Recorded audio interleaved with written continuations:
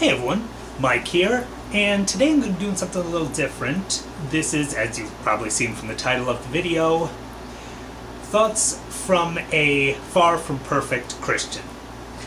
Basically, in this, I'm going to talk about different aspects of Christianity and just give my thoughts. And I want to preface this by saying I am not an expert.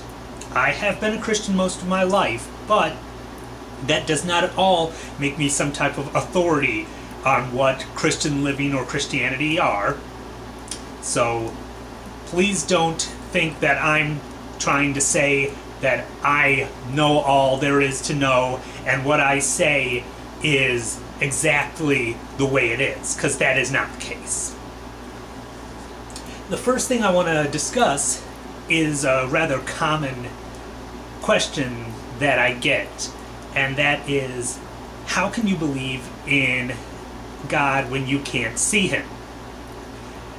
This is probably one of the most common questions that Christians get. And I actually talked to several other Christians to try to get some feedback before talking about it. And one thing I found is that a lot of Christians don't know how to talk to non-Christians. A lot of things I hear are things like, well, you can see God's presence in the sun coming up every morning, in the flowers growing. And as a Christian, I understand what they're saying. God made all these things to happen. So through seeing those, you can see God's presence. But the thing is, that doesn't really make sense to a non-Christian or to a newer Christian. They don't understand what the person is trying to say when they say that. So instead, I prefer to give some examples from my own life. And I actually have a lot of examples I could give, but I don't want this to get too long, so I'm just going to go with 3. The first one, a little bit earlier this year, I was really struggling a lot with my music. I've been singing most of my life, and I've been trying to do it as a career for quite a long time now. And earlier this year, I started to get discouraged and really started wondering if I should even bother continuing to try to do music as a career. I was considering quitting, and the very next Sunday at church, our pastor talked about facing struggles and persevering and not giving up. The very thing that I needed to hear. Now, I had not mentioned this to anyone, so there's no way he would have known that this kind of message needed to come to me at that point in time. God put those words into his head and spoke through my pastor to me. Another example, in 2008, I was working 2 part-time jobs. I didn't actually need to. The second one was really more just to get a little extra cash. I didn't actually need it. But I was considering going back to school.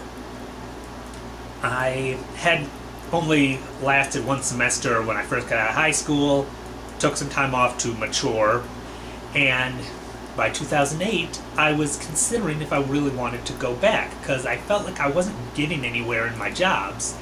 And if I, actually had a diploma, maybe I could potentially go a little further. But the problem is, with 2 jobs, that didn't really leave me with a lot of time to go back to school, even part-time. Trying to do school and 2 jobs is really difficult. So I prayed and I asked God to give me a sign if I should go back to school or not.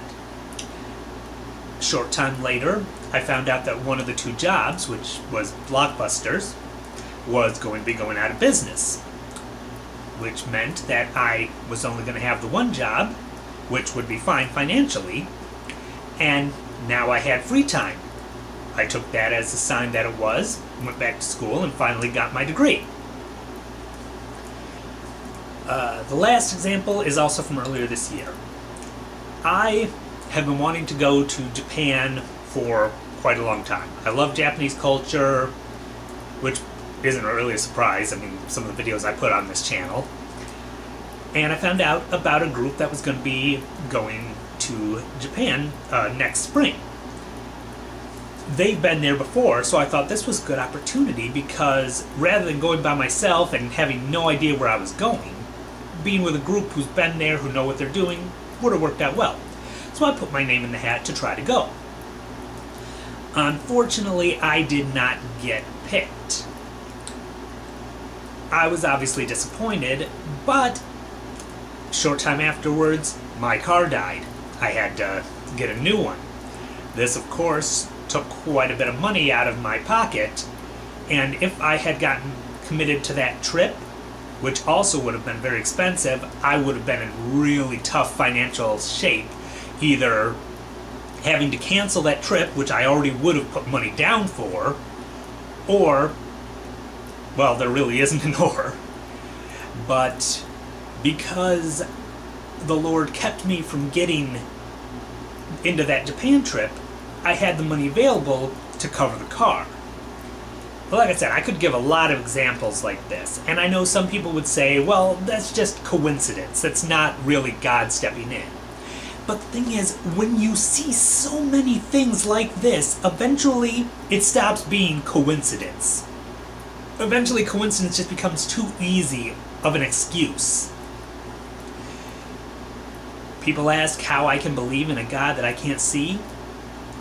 It's because I see evidence of His presence over and over again, to the point where it has to be something more than just a coincidence.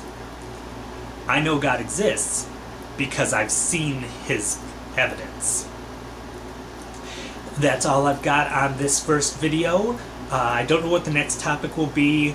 Once I figure it out, I'll probably talk to some other people, try to get my thoughts gathered before I actually come on camera again. But yeah, that's all I've got, so God bless, and until next time.